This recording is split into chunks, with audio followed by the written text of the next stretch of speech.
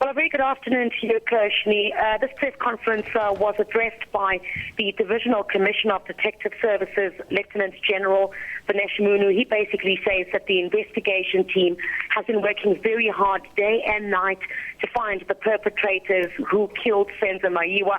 And he basically says that the investigation is going well, that they've received tons of information to the public, and on that basis, they've detained and questioned 13 people. You recall there'd been a lot of speculation relating to people who had been detained in Limpopo as well as in KwaZulu-Natal.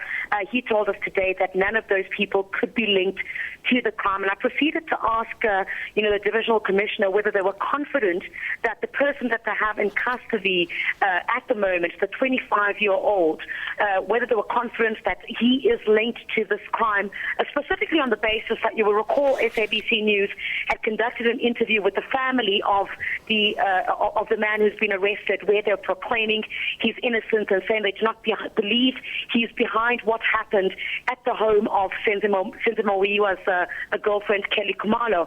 So basically, Lieutenant General Munu saying they're confident they've got the right man in custody. That's the only person that they've detained so far. And, basically, 3 people over the weekend as well were taken in for questioning, but could not be positively linked to the case and have also been released. So saying that it doesn't mean that when people are brought in, of course, to be questioned, that means they're obviously guilty.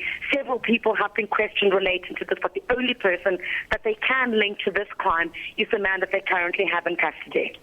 Chriselda, this case really highlighting rampant gun violence in the country right now. Police under a great deal of pressure to deliver. What's the mood like in the community in question? Are people satisfied with the pace of the investigation, do you think?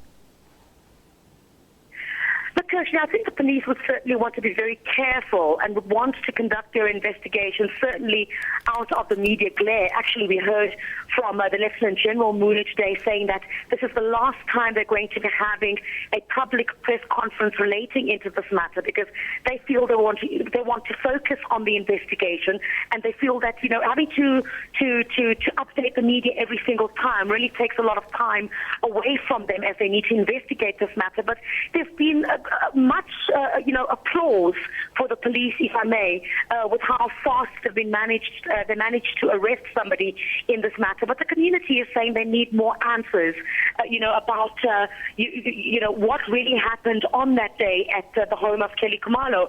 But while that happens, many questions have been raised about preferential treatment, of course, that is given to particular cases. In particular, if they focus on celebrity and people who are really well known, which would be in this matter. So, while there is applause on the one end, there is that criticism saying that the police have really prioritized on this case. And but of course, the police have continued to deny that, saying that every case is given this kind of treatment. And of course, because this one is in the public glare, you'd always get criticism on the part of the community relating to this. Thank you. There's SABC's Chriselda Lewis on the line there. Moving on to other